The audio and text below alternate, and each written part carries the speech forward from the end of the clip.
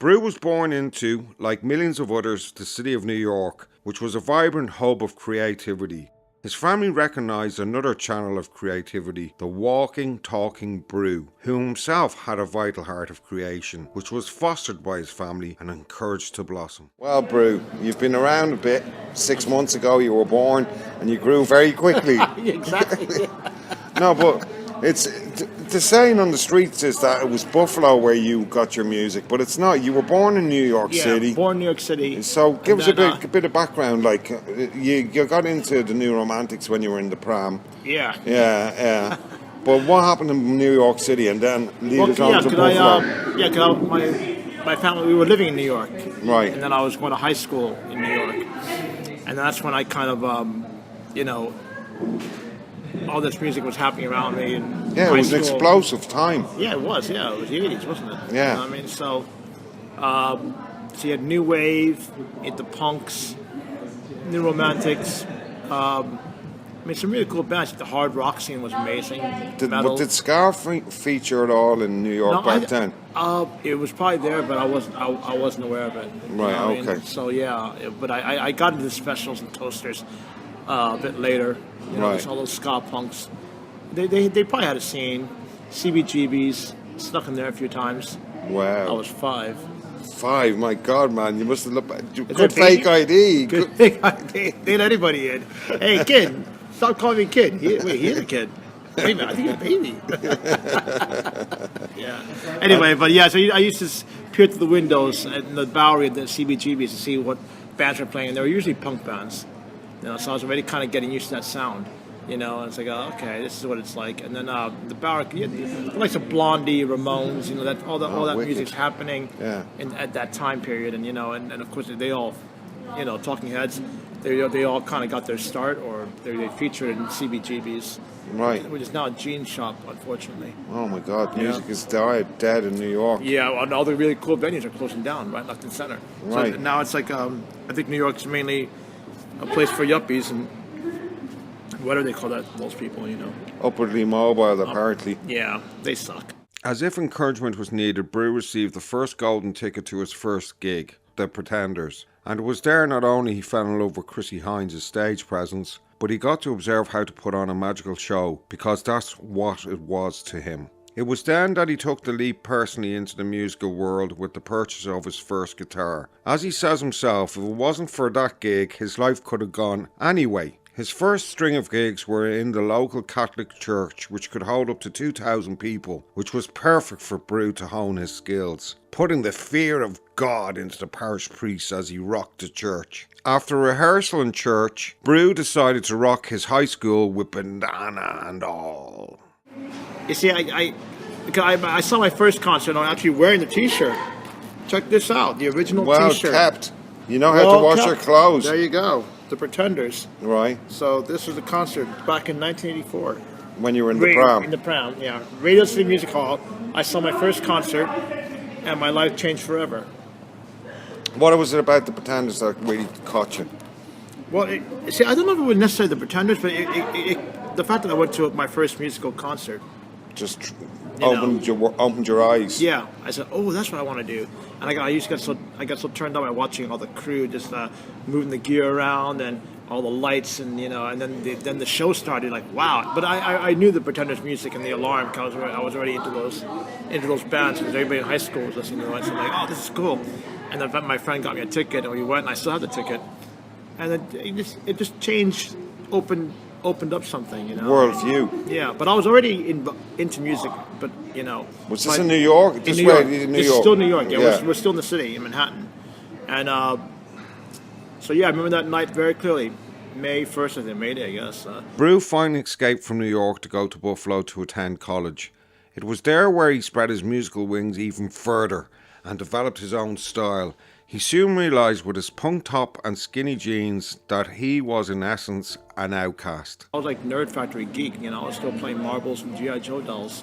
I was geek, reading comic books, playing Dungeons and Dragons. I did the same. So Yeah. what's wrong with Dungeons and Dragons? Excuse me, it was a brilliant show. Yeah, okay, well, Telstar, boom, boom. Yeah, ping You know, pong. the ping pong, Yeah. with the stick. Yeah. Very old school retro games, which are still the better games, I think. And then suddenly you go to your first concert and you're like, you realize this is what I want to do. Your life is completely changed.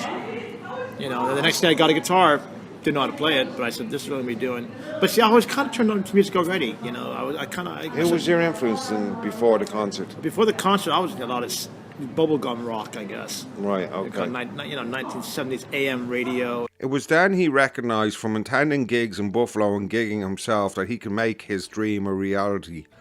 But he needed to move further afield. Where was the question? And ever since seeing Chrissie Hynde and being inspired, he decided, why not England? Just like his idol.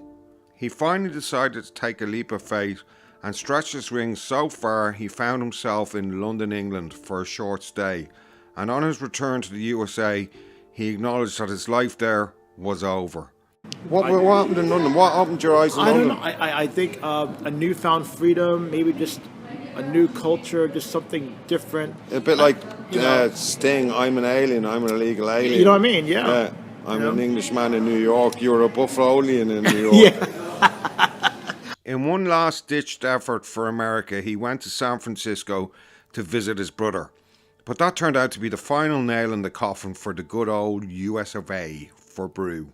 I gave one last chance to America. I went to San Francisco for about 3 weeks. My brother was living out there. And I was kind of hanging out, Haight-Ashbury, doing a couple of open mics and stuff, you know. I didn't get much attention. Everybody was too stoned, you know, which I didn't mind, but they weren't sharing it, so I left. Yes, gotta be. So it's Scabby, yeah. So that was I think San Francisco was my last American chance. Right, okay. Well, And we're then- glad to have you over here. Thank you. Thanks for having me. I'm still here. Yeah. You know how I got here. Hanging out. Well, okay, the real story is this: I got caught nicking races at D'Agostino's, and the judge said jail or Dublin. I said Dublin. Where's that? I know. 20 years later, oh, this is the jail. I'm still here. There's no bars anywhere. You know, they tricked me. It was then he began his plan to settle in London, and as he did before, he centred his attention on the music scene. Nothing had changed when it came to his title of outcast. If anything, it had become emphasised by his living in London, but he was excited again, a fresh start, and he dived headfirst into what London had to offer. So that was Buffalo, and Yep, the next it step was the great expectations of London. So can you fill us in on what happened when he got there and what occurred at the age of 2 in 1988? Yeah, I like that. Well, it was definitely 88. My first time there, 88. Yeah, wow, what a trip. It was just like, you're like this American kid thrown in like, you know, royal London, you know, kings and queens and, you know, the monarchy and all this stuff. And you're expecting to see punk rockers everywhere, the Sex Pistols, whatever, you know, not that they were around. Well, they were kind of around. And then what did I end up? I remember I went on this work abroad program. You had to be a college student so you can get a legal work permit to work there for 6 months. So I think the first time I only lasted 2 months and then came back home. I don't know why. I don't know what possessed me to come back to New York. And then when I got back to New York, I realized this is my last time in America. And then 3 years later, it was right back to London. Finished my college in America and straight on the plane. From Buffalo to Buffalo London. to London. London, England, mate. London, England. And you brought the guitar on your back.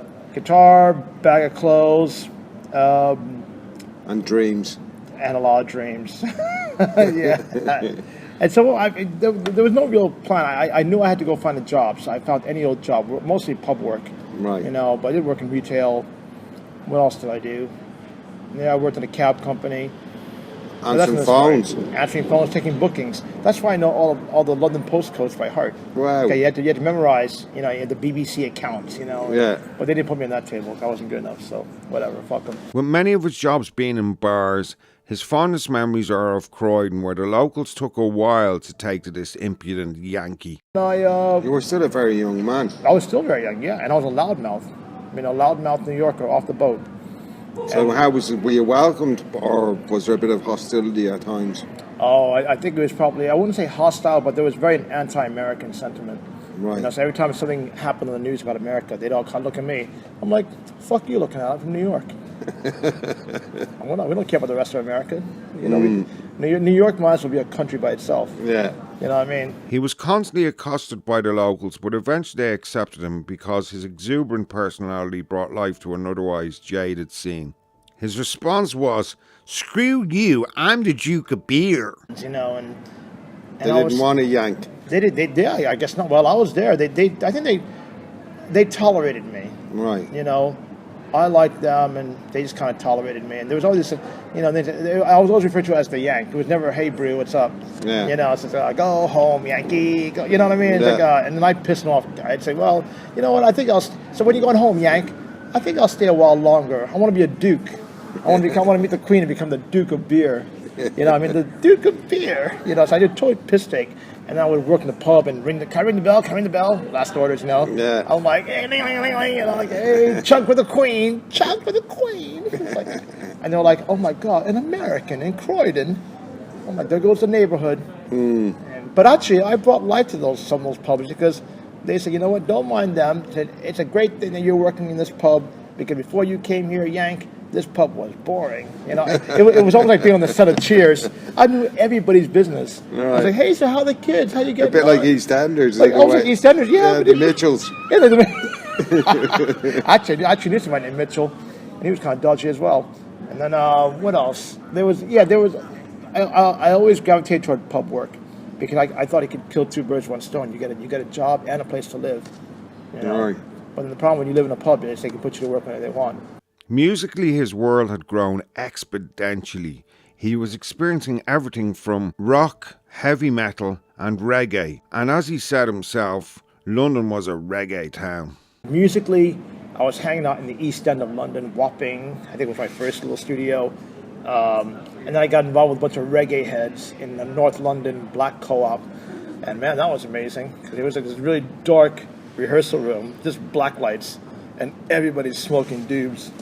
You know, so I was just high. I think I took like one puff and ambient high. Oh my God! Everybody was like. So you tried out reggae? Yeah, I didn't play. I was mad. I was going for the rock thing, but see, London's very reggae, reggae oriented city. Because you know the Clash, all these bands. You know, there was a reggae vibe because of the Jamaican presence in London, especially where I was living. I was living in West London, which is very kind of Jamaican anyway. You know, and all these Rasta heads were around and. And one of my best mentors, you know, she was in that circle, and she had her own company there, right. You know, her own record label and publishing, and you know, so I knew her from New York, so she was like probably the only person I knew in London when I arrived. He was there for the Britpop years and wasn't fond of Liam Gallagher, whom he bumped into in the Dublin Castle Bar in Camden, which was a main hangout joint for all the musos at the time. Oh, that was amazing. I was in Dublin Castle. That was the focal point in Camden Town. The Dublin Castle pub. You had the likes of Liam Gallagher. We didn't get on.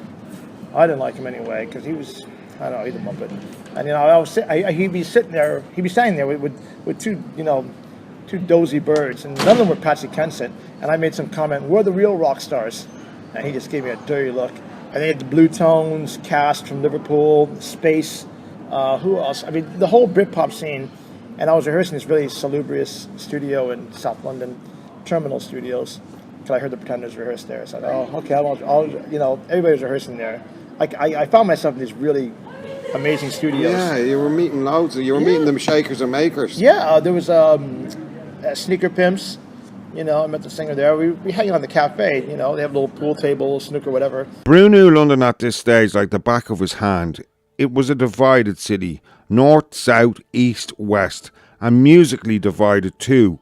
He travelled across all borders, soaking up the atmosphere, buzzing on the tube all day. I was right there at the time, and I was living all over London, north, south, east, west, because London was very divided musically. North London was the indie scene, South London, or South London, with an F, South, was rock. East London was a dance scene, and to my ears, West London was reggae and maybe middle of the road because a lot of the record companies were based in West London. Right. You know, Chiswick, all these places. And there I was, traveling around. All of them. Yep. Hanging out in all the scenes, you know. And I just ride around the tube all day. It's not because I had no mates. Well, get a few cans, ride around, just peek my head like a little mole, and then go up. Okay, wow, this Hammersmith. Okay, let's go back underground again. I just ride around all day, you know. But I was free. I was young. It was great. I could do what I liked. Nobody, you know. And I lived in some dives. It was okay. Then waking up on Christmas morning alone. 90s. Yeah, that's pretty rough, yeah. And then I was like, put on this Pretenders VHS tape, The Isle of You. And this song called Blue Sun came on. And I'm like, that's a cool name for a band.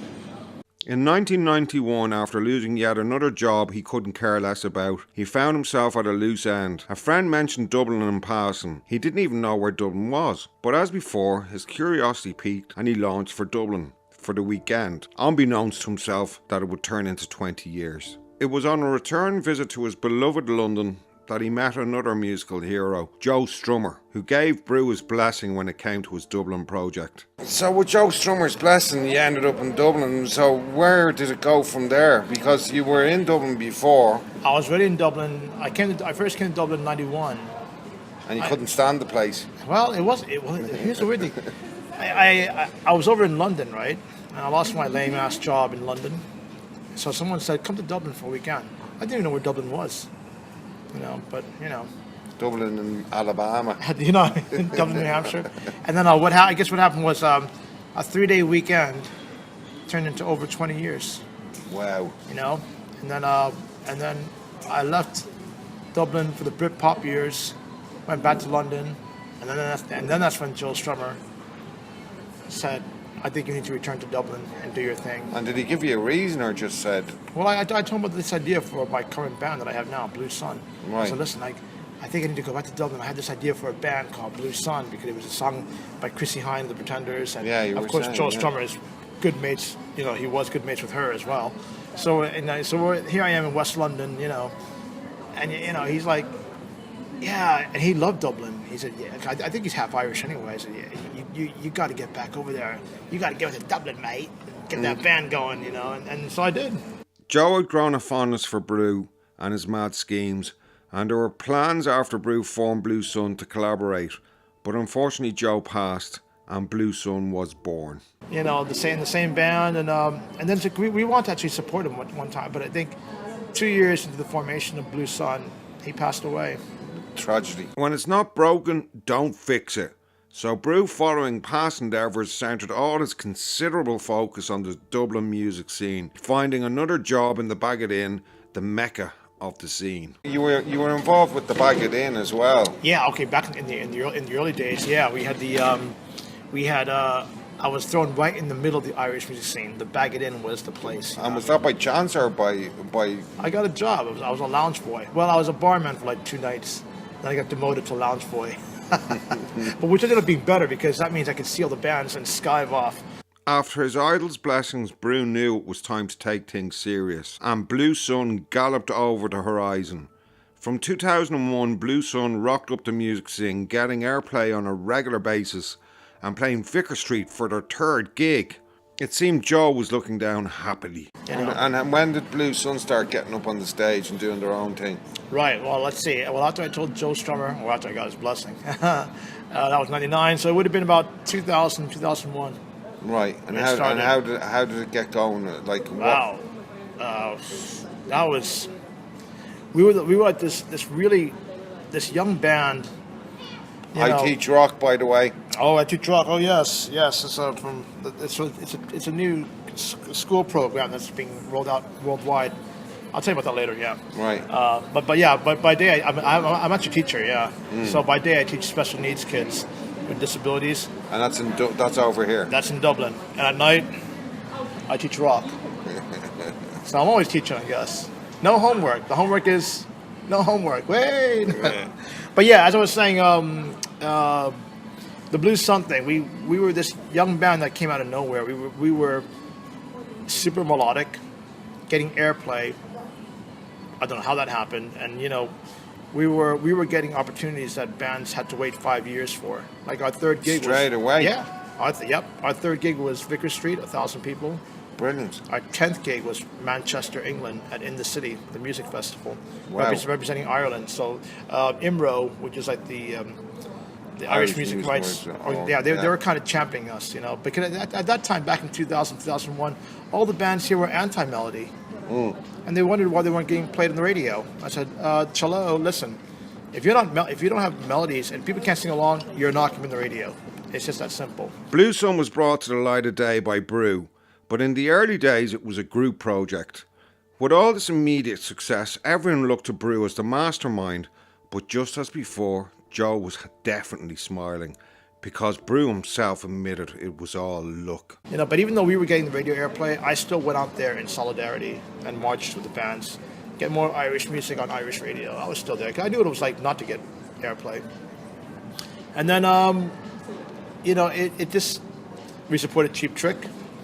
We were shortlisted to support the Pretenders, I think in 2003. I mean, Huge success. It's crazy, but it was. These were all flukes because we were a band that barely knew each other. We knew each other like 5 minutes. Through Blue Sun's good vibes and open attitude, Brew had received a reputation of being a good oak. It was known that Brew would help with any musical project if asked. It was then that Kevin Casey entered his life. Right, so when did Brew rock into your life, the rock star that he is, or is he? This is the mystery I want you to solve for us. Mr. Rock and Roll. Mr. Rock and Roll, yeah. But when did he rock into your life? It must be a while now, is it? Yep. It's been a while. Initially, I reached out to Brew. It would have been the days of MySpace or Reverb Nation, because he's like a veteran of the rock scene here in Dublin and Ireland. So right. I know he was a nipper coming up through the ranks. How'd you hear about him? Were you a fan?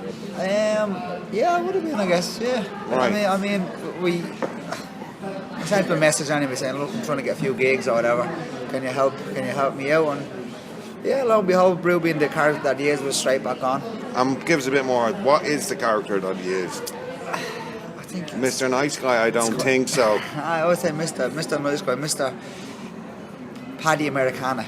Right. Okay, that sounds perfect. Yeah. So Brew's cool. He kind of pointed me in certain directions, which I'm glad that he did. Opened certain doors and just kind of kept like a figure of guidance over the years. An eye on you. Annoying me, definitely. Wrecking me. And what do you feel he's given to the music scene in Dublin? It's a personality. It's a positive personality, because the music scene in Dublin can be tricky, it can be difficult, it can be vicious. Yes, and it certainly can be a boys' club. However, Brew is like the person wedging the door open and saying, no, it's everybody's club. It's not a boys' club. It's not a clique. We're all the one. Do you know his background story? Do you see yourself that how he grew into that? Can you see that in yourself even? Absolutely. Like, there's a little bit of that, I'm envious of his personality and how kind of happy and laid back he is doing what he's doing, whereas I've still a little bit to learn, and I'll learn off him. Is it patience you think he has? He has a patience, but he sees it's like he looks through his kaleidoscope and sees the difficult situations as a rainbow, as no big deal, whereas maybe someone a little bit younger like myself might kind of get pissed off. Maybe, yeah. Just a little. Right Right at the beginning of Brew's musical journey, it was once when his father wanted to show off the young rockers, when Sheila witnessed a young rock star, 12 years of age and competently rocking out. Brew's dad was a friend of my business partner, and he brought us down to a block of flats in the middle of New York, to the basement, to meet his son. And when we went down there, there's this whole band of little uns, like 12 years old. Right. With all the instruments playing tunes from one end to the other with complete confidence. Brilliant. So he's modest then. Yeah, we gave him the thumbs up. We gave the dad the thumbs up and said, yes, this child has talent. It wasn't long before Brew rocked into Sheila's life again. In his pursuit of the Chrissie dream, he ended up in King's Cross, which at the time had a red light reputation. He called Sheila to let her know he was in London. When she realised where, she got her Superwoman suit on and went to save him. I met him up again when he came to London, and I think he was about 17. And he said, oh, I'm in London, and my brother and I, we were still in the family home. We said, where are you? I'm at King's Cross. what are you doing at King's Cross? I'm in a B&B down there. I said, what are you doing in a B&B in King's Cross? Because King's Cross was a bit of a red light district. Oh, I know. And very down at heel. Yeah. So anyway, we thought we'd better bring him up to the flat, So we went to get him, and we went to this B&B that was actually something over a shop. And I always remember this dark, little, windy, narrow staircase. And there was Brew at the top, and we were saying, Pack, get out of here. Isn't he lucky he knew Oh, you? jeez, I'm telling you. You saved the skin a few times by the sounds of things. Well, kicked his bottom a few times. But no, Brew has always been a responsible kind of person. Right. I tell you, he, like any of us, it takes us a long time to learn. I mean, geez, my learning curve went on forever. Right. But the thing of learning who to say yes and no to, that's the big problem, especially when you're in music, because you're so desperate to keep your band together that you put up with all kinds of nonsense. And Brew has put up with a lot of nonsense in his time. He has, and that's what I was going to say to you. He didn't. He seems to find it difficult to say no sometimes. Yeah, and I've been actually, even though I was not good at saying no, I kept telling him to say no. No.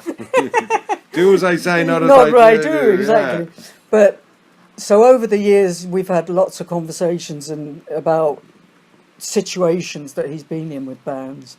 Through his many adventures in life and fantastic journeys, music has always been the goal. A rock star walks among us, and with a heart of gold, a helping hand for many, and he himself will admit it was all brewed in Dublin.